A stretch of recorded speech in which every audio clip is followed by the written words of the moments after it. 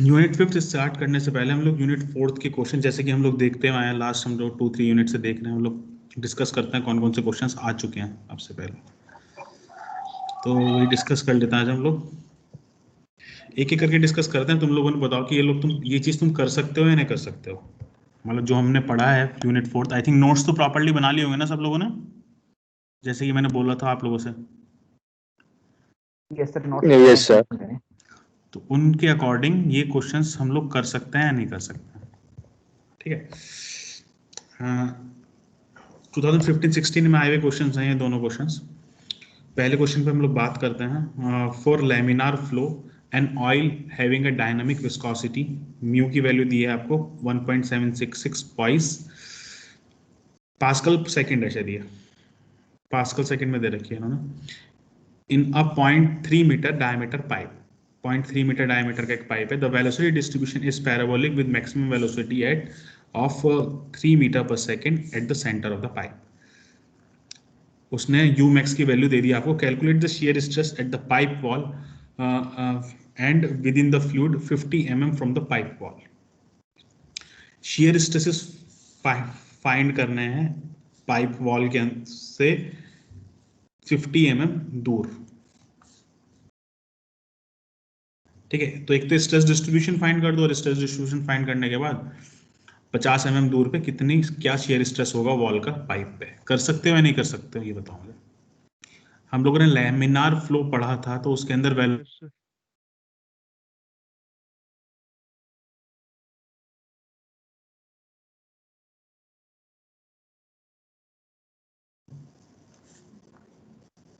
जब laminar flow पढ़ा था हम लोगों ने, तब हम लोगों ने वेलोसिटी डिस्ट्रीब्यूशन को, वेलोसिटी हम लोगों ने एक फॉर्मूला फाइंड किया था। क्या था फॉर्मूला वो, यू का क्या फॉर्मूला था, याद है या नहीं है? नोट्स खोलो अपने, नोट्स से पता लगेगा। -1/4 वाला। हाँ हाँ हाँ, क्या था फॉर्मूला बताओ। -1/4 mu del p by del x -1/4 mu del p by और del x del p by del x bracket r square minus small r square del p by del x capital R square minus small r square,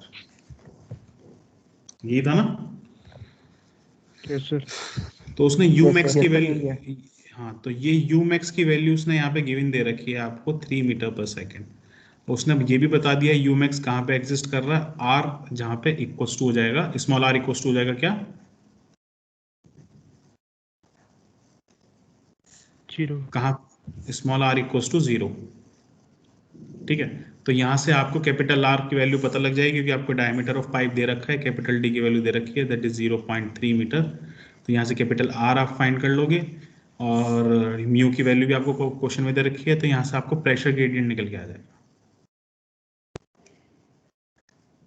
ठीक है। आ जाएगा, कोई problem तो नहीं? या कोई problem है तो बताओ। यस सर, आ जाएगा। उसके बाद जब यहाँ से प्रेशर निकल के आ जाएगा, तो आपसे शेयर स्ट्रेस पूछा है। शेयर स्ट्रेस का डिस्ट्रीब्यूशन कैसा था आप बता सकते हो? शेयर स्ट्रेस का भी एक डिस्ट्रीब्यूशन था ना, हमने स्टार्टिंग में वेलोसिटी फाइंड करने से पहले Yes, शेयर sir. स्ट्रेस, हाँ, को डिराइव किया था। क्या था, tau equals to minus del p by del x minus r by two del p by del x. -r/2 del p by del x। तो यहाँ से वैल्यू पुट करके टॉय की वैल्यू तो आराम से निकल जाएगी ना।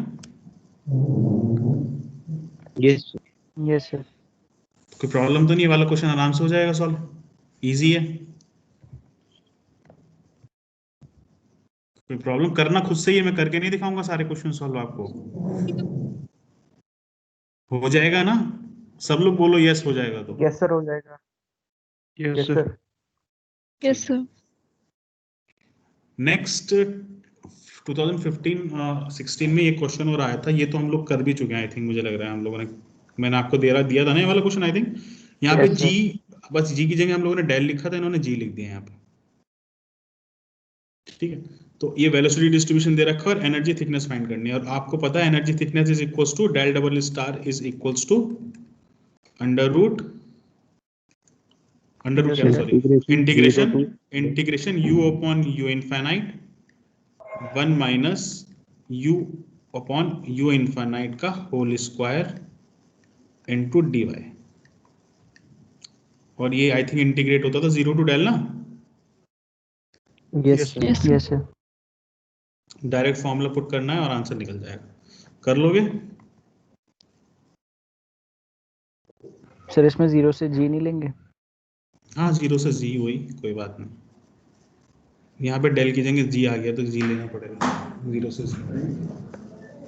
हाँ 1 मिनट होगी ना एक्सपेरिमेंट्स। हाँ, एक ये बता देख सकते हैं मॉइस्चर कंटेंट कैसे कैलकुलेट करते हैं? किस चीज़ का मॉइस्चर कंटेंट निकालना है? कोर्स और फाइन एग्रीगेट दोनों हाँ तो निकालो, ओवन में है ना, ओवन तो था नीचे, खराब हैं वो तो, दूसरा ओवन भी तो है, दोनों ही खराब हैं जो उसमें स्ट्रक्चर में है। एक सही है ओवन, क्योंकि मैंने उससे बात की थी, वो कह भैया दोनों ही नहीं चल रहे। नहीं एक सही है एक खराब है, कौन बोल रहा है दोनों नहीं चल रहा है? तो जिसके पास आप वो रजनीकांत थी बता। नहीं एक सही है कैसे बोला? अच्छा ये तो बता सकते हैं कि भाई मतलब नॉर्मल को लेके हम उसमें ओवन में कर देते हैं ड्राई होने के लिए, तो जो नॉर्मल का वेट होगा और फिर जो ड्राई होने के बाद वेट आएगा उसको, ठीक है सब पता है उन लोगों को, सब बोला कोई ना मना करे तो बता, ठीक है ठीक है। ठीक है ठीक है, तो हो जाएगा ना, कोई दिक्कत तो नहीं? Yes, sir. नेक्स्ट यहाँ मैं लिखना भूल गया, ये Yes, क्वेश्चंस आए थे आपके 2016-17 में आया हुआ है, ये 4th यूनिट से जो क्वेश्चंस आए हुए हैं, ये वाला नहीं है उसमें। इम्पल्स, वैसे आपको पता हो ना इम्पल्स मोमेंटम रिएक्शन तो क्या होती है? Yes, sir. क्या होती है इम्पल्स मोमेंटम रिएक्शन, पता है? F Yes. Is equals to m dv over dt, dt को हम लोग इधर ले जाते थे तो F dot dt is equals to m into dv, तो F डॉट dt क्या होता था हमारा? Impulse, force for a short period of time, और ये हो गया मोमेंटम।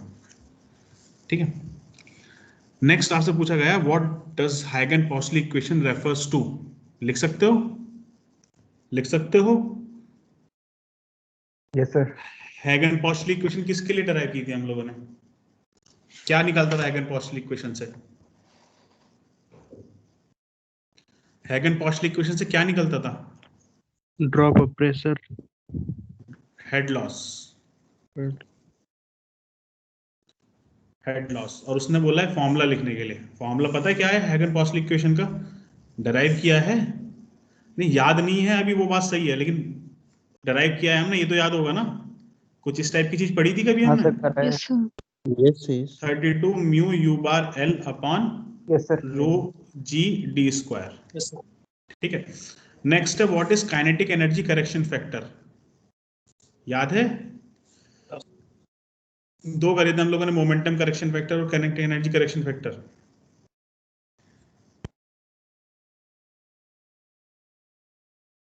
याद है या नहीं है बताओ? Yes, sir. याद है याद है। Yes. तो हो जाएगा ना ये तो। काइनेटिक एनर्जी करेक्शन फैक्टर क्या होता है, अच्छे से इसको हमने डेराइव भी किया था और डेफिनेशन भी लिखी थी इसकी। ये तो फिर अलग यूनिट से हो गया। मॉडल एंड प्रोटोटाइप भी 5th यूनिट का है। What is displacement thickness, definition पूछी है बस, Yes, sir. हो जाएगा। Yes. नेक्स्ट क्वेश्चन है what are the characteristics of laminar flow, कर दोगे? Derive the expression for velocity distribution for viscous flows through circular pipe, हो जाएगा। Also sketch the distribution of velocity and shear stress along the section of pipe. पूरा question हम लोगों ने as it is कर रखा है, ये 15 मार्क्स में आया हुआ क्वेश्चन है, 15 मार्क्स का है। ठीक है, एज इट इज हम लोगों ने कर रखा है, हो जाना चाहिए इसका। नेक्स्ट क्वेश्चन 16-17 का ये what is boundary layer separation, last topic हमारा बाउंड्री लेयर का। Explain with the neat sketch, sketch बनाया था हम लोगों ने with the necessary conditions of boundary layer separation, ये भी हम लोगों ने कंडीशंस देखी थी सारी। What are the common methods of to control boundary layer separation, मैंने 2 मेथड बताए थे तुम लोगों को, और बाकी बोला था कि एक तो एनर्जी प्रोवाइड कर देते हैं और एक हम लोग स्लॉट्स, सक्शन स्लॉट्स प्रोवाइड करते हैं, और बाकी बोला था 1-2 मेथड्स के नाम पढ़ लेना, बस इसके नाम बहुत हैं। ठीक है, तो ये वाला क्वेश्चन भी हम लोगों ने पूरा ऑलमोस्ट कर रखा है। नेक्स्ट 17-18 में बात करें तो 17-18 का पहला क्वेश्चन है, 2 नंबर में क्वेश्चन आया, what do you understand by the shape factor? Anyone? Shape factor बताओ। अरे सिंपल सा है यार, अभी तो करा हम लोगों ने, डराइव नहीं किया था हम लोग, डराइव किया उसको तो सिंपल सिंपल से एक वर्ड में लिखे थे हम लोगों ने। Thickness upon momentum thickness. हाँ बस सिंपल। शेप फैक्टर, फैक्टर क्या था? Shape factor is equals to the displacement momentum thickness upon, sorry energy thickness लिख दिया ना तुम्हारा, momentum thickness upon displacement, no sorry displacement thickness upon momentum thickness, यही था ना? था ना? डिस्प्लेसमेंट अपॉन मोमेंटम निकाला भी तो था। Yes sir. यस क्या सर। कंफ्यूज हो रहे हो तुम लोग क्या? Next explain drag and lift, 2 number में पूछा है, हो जाएगा? ठीक है। Yes next sir. Question, 6th question में ये वाला पार्ट है, oil with density of 900 kilogram per metre cube and kinematic viscosity of 10 × 10⁻⁵ metre square per second is flowing over a plate of 3 metre long and 2 metre wide with a velocity of 3 metre per second parallel to the 3 metre side, मतलब L की value दे दी। Find the boundary layer thickness at the point of transition, at the point of transition and at the end plate. क्या question क्या लगाओगे इसके अंदर, जल्दी से बताओ, कैसे निकालोगे? ये हमने रिसेंट किया है वाला क्वेश्चन तो। Reynold number. Sir Blasius solution से निकालेंगे। हाँ ब्लेसियस सॉल्यूशन से निकालेंगे, ब्लेसियस सॉल्यूशन से निकालेंगे। क्यों निकालेंगे? थिकनेस ऑफ बाउंड्री लेयर निकालने का दूसरा तरीका भी था हमारे पास, बट वो कब अप्लाई होता था? जब हमें प्रोफाइल दिया होता है, जब हमें वेलोसिटी डिस्ट्रीब्यूशन या वेलोसिटी प्रोफाइल गिवन हो, तब हम लोग उस वाला मेथड से निकालते थे। बट यहाँ पे हमें वेलोसिटी प्रोफाइल नहीं दी है, यहाँ पे सिर्फ हमें वैल्यूज दी हैं कुछ, उस वैल्यूज की हेल्प से हम लोग ब्लेसियस सॉल्यूशन यूज करेंगे और थिकनेस निकालेंगे। और ट्रांजिशन पॉइंट निकालने के लिए क्या करोगे? ट्रांजिशन पॉइंट की डिस्टेंस कैसे निकालोगे? सर रेनॉल्ड नंबर पे इक्वेट करते थे, लेकिन यहाँ तो रेनॉल्ड नंबर, हाँ नहीं तो यहाँ दिया नहीं है, लेकिन तुमको पता है ना, वो भले ही हम लोगों ने वो क्वेश्चन था, उस क्वेश्चन में दे रखा था, बट हम लोग को पता है ना रेनॉल्ड्स नंबर क्या होता है ट्रांजिशन पॉइंट का, 5 × 10⁻⁵ yes sir. Critical Reynold number, ये तो स्टैंडर्ड है। तो critical Yes. Reynold number RCR is equals to rho V L, यहाँ पे एल लेंथ होती है ना, लेंथ, या लेंथ को x मानो, x ट्रांजिशन पॉइंट है, अपॉन म्यू, रो दे रखा है, v दे रखा है, म्यू दे रखा है, x की वैल्यू फाइंड करनी है 5 × 10⁻⁵ के कोरस्पॉन्डिंग, वहां से x की वैल्यू निकल जाएगी। फिर फॉर्मूला का क्या था? 4.61 x अपॉन √REX, इससे हम लोग डेल्टा निकालेंगे ट्रांजिशन पॉइंट पे। उसके बाद जब एंड पॉइंट पे पूछा है तो एंड पॉइंट पे ये फॉर्मूला नहीं लगेगा, एंड पॉइंट पे दूसरा फॉर्मूला था ना हमारा, कौन सा था वो, टर्बुलेंट वाला, यहाँ तो लैमिनार वाला लग गया। जब एंड पॉइंट पे थिकनेस निकालनी होगी तो कैसे 0.375। हाँ वो कुछ था, मुझे याद नहीं है, 3.37 कुछ होगा, x अपॉन RE की one power or RE x की पावर 1/5। तो पहले यहाँ पे आपको रिनॉल्ड्स नंबर भी निकालना पड़ेगा एंड प्लेट पे, जो कि बराबर होगा रो वी डी, अब x की जगह पूरी लेंथ रखोगे अपॉन म्यू, ये रिनॉल्ड्स नंबर यहाँ से पुट करोगे, यहाँ पे थिकनेस, यहाँ थिकनेस निकल जाएगी, हो जाएगा। Yes Yes. इस टाइप का एक न्यूमेरिकल हम लोगों ने किया था अभी रिसेंटली। फिर नेक्स्ट है आपका what do you mean by the separation of boundary layer defined with NEET sketch, हो जाएगा, ठीक है। 17-18 में एक क्वेश्चन और आया हुआ है, the velocity distribution in the boundary layer is given by u by u infinity equals to sin π/2 y by del। तो आपसे डिस्प्लेसमेंट थिकनेस और मोमेंटम थिकनेस पूछी है, कोई problem? No sir. Displacement thickness आपको पता ही है क्या है, 0 to del 1 minus u upon u infinite into dy, और मोमेंटम थिकनेस पता ही है, theta is equals to 0 to del u upon u infinite 1 minus, बाहर से कर दो, 1 minus u upon u infinite into dy। Formula में पुट करो, निकाल लो। प्रॉब्लम? No no sir. 18-19 में क्वेश्चन आया हुआ है, find the displacement thickness of the velocity distribution in the, ये वाला तो करके ही जाना, ये तो 3-4 बार आ चुका है ये वाला क्वेश्चन। वैसे तो तुम लोग कर चुके हो ये वाला क्वेश्चन, तो ये वाला क्वेश्चन तो कई बार आ चुका है, ये तो तुम करके ही जाना, ठीक है। फिर उसके बाद एक क्वेश्चन आया था, explain the displacement thickness momentum thickness to relate to boundary layer. कर दोगे आराम से? हो जाएगा?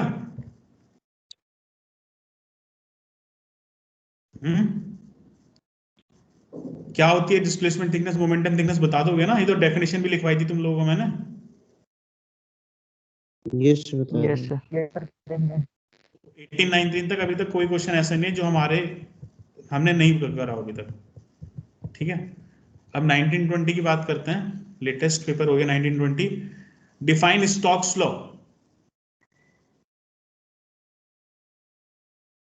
बहुत अच्छे से समझाया गया था आप लोगों को स्टोक्स, टर्मिनल वेलोसिटी, और हम लोगों ने डेराइव भी किया था कि जब उस पर अपथ्रस्ट फोर्स और विस्कस फोर्स के बराबर हो जाती है।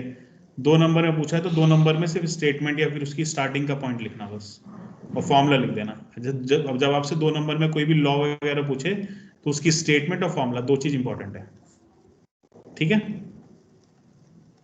तो स्टार्टिंग में जो हम लोगों ने समझा था वो वाला स्टेटमेंट और फॉर्मूला, ये 2 चीज लिख देना। फॉर्मूला क्या है याद है? टर्मिनल वेलोसिटी का v equals to rho s minus rho fluid g d square upon 18 mu. Proof किया था हम लोगों ने। Yes sir. Yes sir.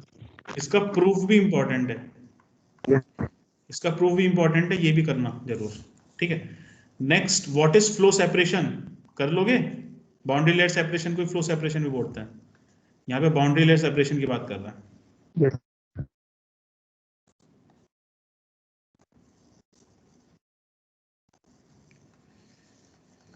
Prove the viscous flows through a circular pipe in viscous flows through a circular pipe, the kinetic energy correction factor is equals to 2। करा था derivation इसका या नहीं करा था हम लोगों ने? मोमेंटम करेक्शन फैक्टर और काइनेटिक एनर्जी करेक्शन फैक्टर में डेरिवेशन निकाला था हम लोगों ने। Yes sir. पहला तो ये 10 नंबर में आया हुआ है, ये करना है। Next, right examples of viscous flows and explain the characteristics of laminar flow. हो जाएगा? Yes sir. एक मिनट बस।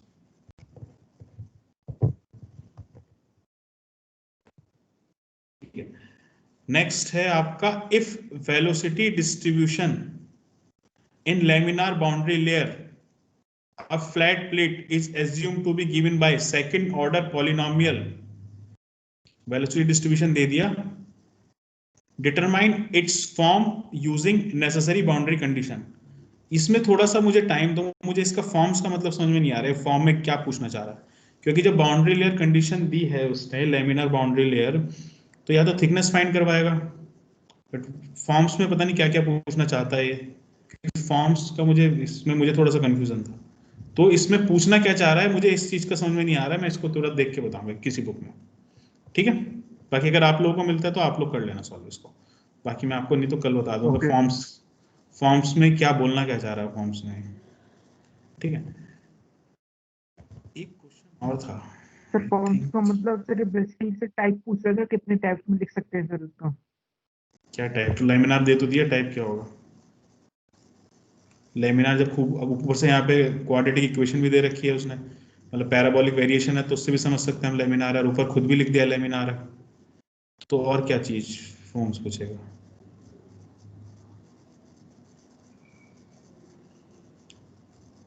पता नहीं फॉर्म्स में थिकनेस है क्या है क्या नहीं, वो देखते हैं अभी।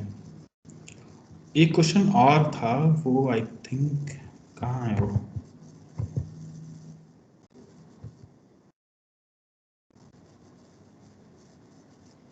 अच्छा हो गया वही तो ऑलमोस्ट ये क्वेश्चंस हैं आपके 1 2,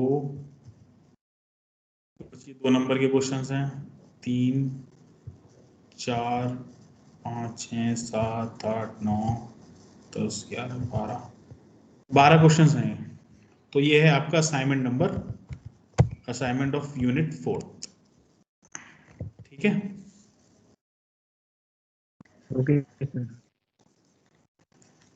तो अगर ये क्वेश्चंस आप कर दोगे तो मोस्ट प्रोबेबली काफी यूनिट का काफी पार्ट कवर हो जाएगा।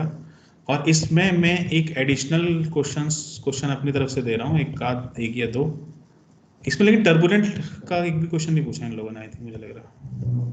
पर टर्बुलेंट पढ़ के जाना आप लोग भी, भले ही ना पूछा, हो सकता है कि क्वेश्चन पूछ ही ले, एटलीस्ट फॉर्मुलेज तो सब पढ़ के जाना अच्छे से। ठीक है, एक क्वेश्चन मैं अपनी तरफ से दे रहा हूँ, इसको कर लेना। ठीक है, एक तो क्वेश्चन ये है कि जितने भी फॉर्मूले हम लोगों ने, ऑल फॉर्मूलाज ऑफ यूनिट 4, सारी यूनिट 4 के फॉर्मूला विद एक्सप्लेनेशन, मतलब विद जो उसकी नाम वाम प्रॉपर है, विद नोमेनक्लेचर बोल देता हूँ, नोमेनक्लेचर नहीं है, विद एक्सप्लेनेशन लिख देता हूँ। On one paper, two sided, two sided paper, किसी भी एक पेपर पे सारे के सारे फॉर्मूले 4th यूनिट के आपको एक जगह लिखना है, जिसमें आपका laminar, turbulent, laminar boundary layer, laminar का फॉर्मूला लिखना है, लेमिनार का जितना ही पढ़ा हम लोगों ने। उसके बाद टर्बुलेंट के पढ़े हम लोगों ने फॉर्मूले। उसके बाद हम लोगों ने स्टोक्स लॉ पढ़ा। उसके बाद हम लोगों ने बाउंड्री लेयर। ये सारे फॉर्मूले एक पेपर पे लिखना है। एक तो काम ये है आपका असाइनमेंट का। ठीक है, अच्छे से लिखना है कि जिससे कि आप वो असाइनमेंट अगर दोबारा अपने एग्जाम टाइम पे खोल रहे हो तो वो फॉर्मूले से आप पूरी यूनिट एक बार में रिवाइज करो। मतलब क्विक रिवीजन वाला होता है ना एक तरीके से, जो जब एग्जाम से पहले आपको क्विक रिवीजन चाहिए होता है, तो आपको एक क्विक रिवीजन बनाना है खुद से। ठीक है, और नेक्स्ट है एक स्टोक्स लॉ का डेरिवेशन, इसके अंदर नहीं पूछा गया है बट आपको स्टोक्स लॉ का डेरिवेशन भी करना है, स्टोक्स लॉ डेरिवेशन। और कुछ क्वेश्चंस इसके अंदर रिपीट हो रहे हैं, वो क्वेश्चंस रिपीट करने की जरूरत नहीं, एक बार कर लोगे बहुत है। ठीक है, जैसे कि ये वेलोसिटी डिस्ट्रीब्यूशन का क्वेश्चन रिपीट हो रहा है, और एक बार बाउंड्री लेयर सेपरेशन का कई जगह रिपीट हो रहा है, तो रिपीट मत करना, उन क्वेश्चंस को एक ही जगह कर लेना। ठीक है, तो कुल मिला के आपके पास 5 साल के क्वेश्चन पेपर सॉल्व भी आपके पास रेडी हो जाएंगे, क्योंकि आपने यूनिट 3 के तो 5 इयर्स सॉल्व आपके पास हैं, यूनिट 2 और यूनिट 3 के हैं या नहीं है? यस सर है। क्योंकि लास्ट में हम लोगों ने दे दिए थे, ये भी कर। अब यूनिट 4 के भी आप ऐसे करो, और जो क्विक रिवीजन वाला मैं बोल रहा हूँ, आप यूनिट 2 और यूनिट 3 के लिए भी प्रिपेयर कर लोगे तो ज्यादा अच्छा रहेगा आप लोगों के लिए। यूनिट 2 के जितने भी फॉर्मूले हैं, थोड़ी सी मेहनत लगेगी आपकी, बट वो आपको लास्ट में काम आएगी। यूनिट 2 और यूनिट 2 के ऑल फॉर्मूले जितना भी है, वो एक पेपर पे यूनिट 2 के, एक पेपर पे यूनिट 3 के। ठीक है, तो कुल मिला के 1 पेपर 1, 2 और 3, कुल 5 पेपर में आपके सारे फॉर्मूलेज एक जगह आ जाएंगे। ठीक है, ठीक है सर। Okay sir.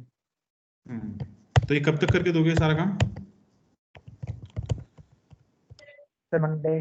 सर 15 दिन। तो आजकल सर वो एक बीपीडी लैब का भी असाइनमेंट करना हो रहा है। यस। तो क्या हो गया? सर लिखने का काम बहुत है।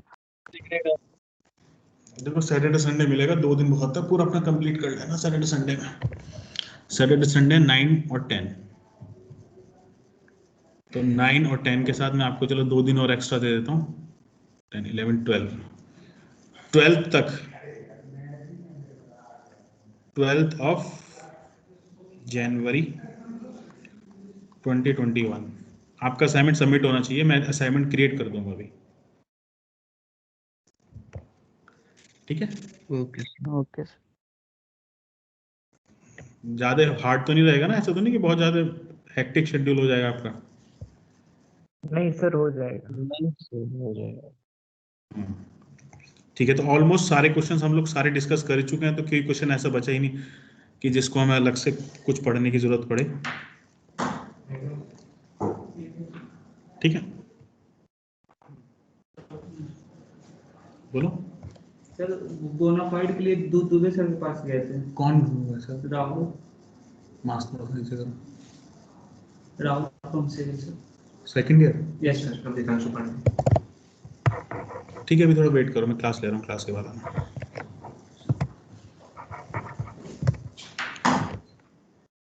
ठीक है, तो यहाँ तक तो कोई इशू नहीं है।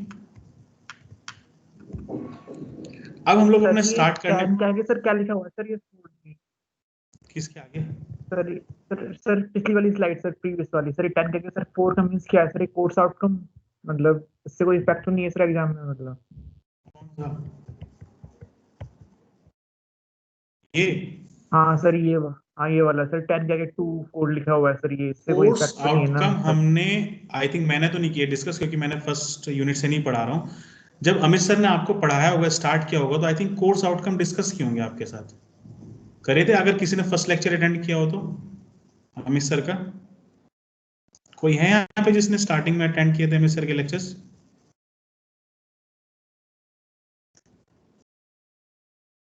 कोई है? No sir.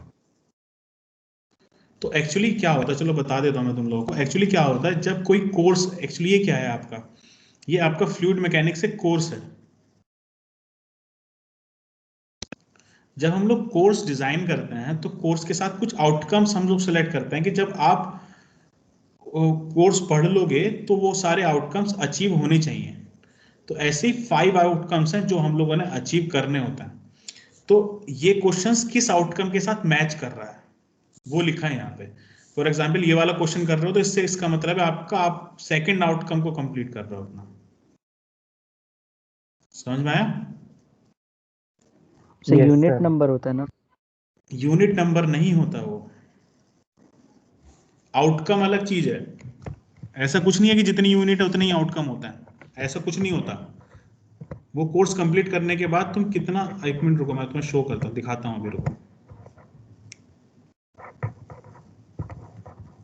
सो उसी से मैच होते हैं सर ये नंबर? हाँ, तो उस क्वेश्चन के साथ मैपिंग करते हैं हम लोग कि कौन सा आउटकम, ये क्वेश्चन हमारा कौन सा आउटकम फुलफिल कर रहा है। एक मिनट रुको, दिखाता हूँ तुम लोगों को। सर एक तरह से कैपेबिलिटी, कैपेबिलिटी क्या मतलब? मतलब सर आउटकम, मतलब कैपेबिलिटी की इस मतलब कोर्स इस आउटकम, कोर्स आउटकम, कैपेबिलिटी नहीं। कैपेबिलिटी कैसे होगी?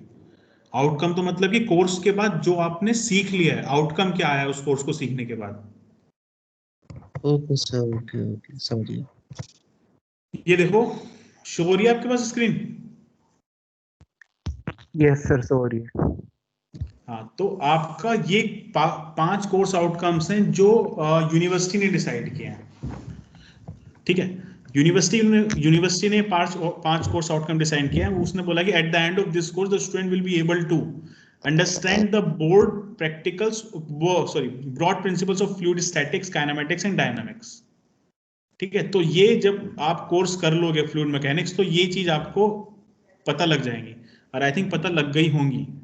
फ्लूइड का स्टैटिक्स क्या होता है, फ्लूइड काइनेमेटिक्स क्या होता है, फ्लूइड डायनामिक्स क्या होता है, कैसे अप्लाई करता है इन सब चीजों को, इनके अंदर की डिटेल्स भी हम लोगों ने पढ़ ली। पढ़ी या नहीं पढ़ी? Yes sir. फ्लूइड स्टैटिक्स और फ्लूइड काइनेमेटिक्स, इन सब के अंदर की डिटेल्स भी हम लोगों ने पढ़ ली ना।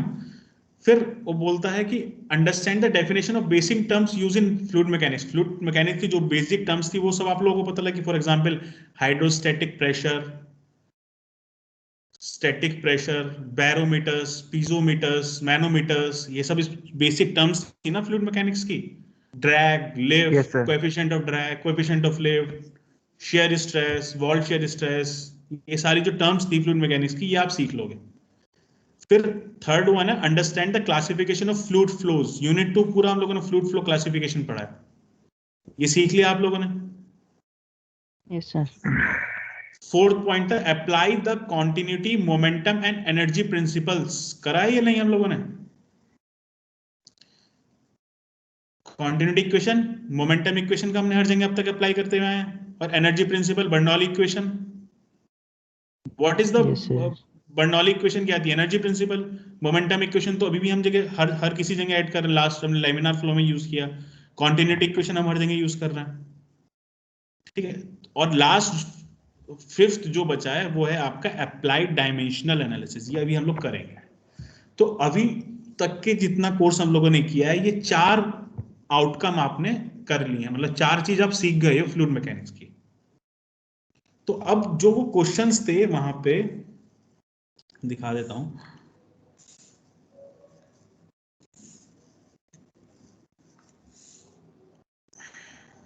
ठीक है, ये क्वेश्चंस थे। तो यहाँ पे कोर्स आउटकम लिखा था कि ये वाला क्वेश्चंस किस आउटकम को मैपिंग कर रहा है, किस आउटकम को शो कर रहा है। अब वहां पे था बेसिक टर्म्स, तो बेसिक टर्म्स के साथ मैच कर रहा है right examples of viscous flows and explain characteristics of laminar, जो यूनिवर्सिटी ने मैप किया है। ठीक है, ओके तो सर। बस यहाँ पे मैपिंग लिखिए और उसके आगे इन मार्क्स लिखे हुए हैं। तो जब आपके एग्जाम में भी जब क्वेश्चन पेपर आएगा तो वो इसी तरह से आएगा, यहाँ पहले मार्क्स लिखे होंगे, फिर उस क्वेश्चन की मैपिंग हुई होगी कोर्स आउटकम के साथ। बट आपको इससे कुछ लेना देना नहीं है, बस आपको समझाने के लिए है। ठीक है, तो बट मैंने ओके बता दिया सर। आप, हाँ तो बट बता दिया आपको कि इसका मतलब क्या है। बट बहुत ज्यादा आपको बस कोर्स आउटकम आप ये देखना कि क्या हमने अचीव कर लिया नहीं किया। अगर आपने अचीव नहीं किया, इसका मतलब अभी आपने फ्लूइड मैकेनिक्स अच्छे से नहीं पढ़ी है। और आपको लगता है कि ये सारी चीजें हम सीख गए, तो इसका मतलब फ्लूइड मैकेनिक्स अच्छे से पढ़ लिया आपने। ठीक है, Okay, okay sir. Sir. Okay sir. Unit fifth हम लोग मोस्ट प्रोबेबली इन डिटेल कल से स्टार्ट करेंगे। आज हम लोग देख लेते हैं हम लोग क्या क्या पढ़ेंगे इसमें। Drag and lift, drag on sphere, aerofoil and Magnus effect, ये एक टॉपिक है आपका पूरा, जिसके अंदर हम लोगों ने थोड़ा सा ओवरव्यू, थोड़ा सा इंट्रोडक्शन ड्रैग एंड लिफ्ट के बारे में पढ़ लिया था, बट इन डिटेल अभी तक नहीं पढ़ा था हम लोगों ने। अब हम लोग इन डिटेल पढ़ेंगे इसको। ठीक है, उसके बाद ये और dimensional analysis and Buckingham pi theorem. ठीक है, ये वाला पार्ट हम लोग एक साथ कवर करेंगे। तो मोस्ट प्रोबेबली आपका ये जो करंट वीक है आपका, करंट वीक में ये वाला पार्ट करेंगे हम लोग कंप्लीट। और बकिंगम, अगर टाइम बचा तो डायमेंशनल एनालिसिस और बकिंगम पाई थ्योरम करेंगे। ठीक है, फिर जो नेक्स्ट वीक आएगा, तो करंट वीक में हमारा ये वाला पार्ट हो जाएगा मोस्ट प्रोबेबली, मतलब 8 तारीख तक, अप टू द 8 जैन हम लोग इसको कंप्लीट कर देंगे 21 तक। ठीक है, उसके बाद जो नेक्स्ट वीक आएगा तो अपना dimensional analysis and Buckingham pi theorem वाला पार्ट कंप्लीट करेंगे। और उसके बाद सिमिलैरिटी लॉज पढ़ेंगे हम लोग उसमें, geometric, kinematic and dynamic similarity laws, undistorted and distorted model studies. ये मोस्ट प्रोबेबली नेक्स्ट वीक का हमारा पार्ट है। तो नेक्स्ट वीक मतलब up to the 9 10 up to 17 और 18 तक हम लोग, 17 या 18 तक हम लोग ये वाला पार्ट कंप्लीट कर लेंगे। तो अप्रोक्सीमेटली 8 to 9 लेक्चर्स में हम लोग इतना पार्ट कंप्लीट कर लेंगे। और आई थिंक मुझे ये पढ़ाने की जरूरत नहीं है, अगर आप लोगों को याद हो तो हम लोग ये बहुत पहले ही डिस्कस कर चुके हैं। Yes, sir. Yes, sir. तो ये पढ़ाने की जरूरत तो नहीं है ना? No, No, sir. सारे डायमेंशनलेस sir. नंबर है, उसके सिग्निफिकेंस ये हम लोगों ने यूनिट 2 में कर लिया था डिस्कस, और इवन डेरिवेशंस के साथ हम लोगों ने डिस्कस कर लिया था सारा।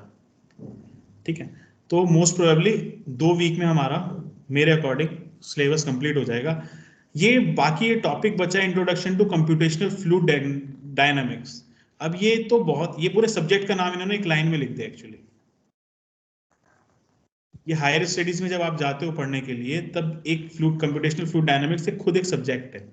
अब उसका इंट्रोडक्शन पार्ट बोला, तो इसको देखते हैं। एक बार क्वेश्चन पूछा गया है, एक ही बार बस आज तक, तो वो वाला क्वेश्चन ही हम लोग देख लेंगे। बहुत ज्यादा इसके बारे में डिटेल्स हम लोग नहीं पढ़ेंगे। तो कुल मिला के हम लोग 5th यूनिट में से एक टॉपिक स्किप करेंगे।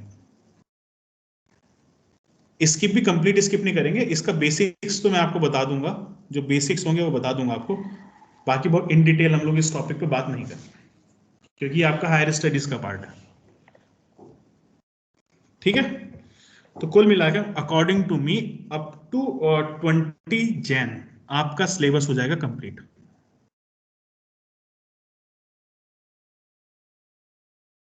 ठीक है, अगर हम लोग आराम आराम से करें तब भी।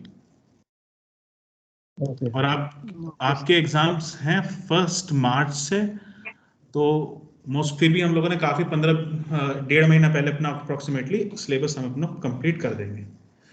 और 4th और 5th यूनिट अगेन मैं वापस बोल रहा हूँ, मैं न्यूली एडमिटेड और जो पुराने स्टूडेंट है दोनों के लिए कंबाइन है, तो दोनों को कोई प्रॉब्लम नहीं आनी चाहिए 4th और 5th यूनिट में। 4th यूनिट के होपफुली आपके नोट्स बन चुके होंगे जैसे मैंने आपको बताए थे, और बाकी आप ये असाइनमेंट कर लोगे जो मैंने आपको दिया है, तो आप लोग कोई भी क्वेश्चन 4th यूनिट का नहीं रह पाएगा आपसे, चाहे वो आप इंजीनियरिंग सर्विसेज का क्वेश्चन उठाओ, चाहे वो आप गेट का क्वेश्चन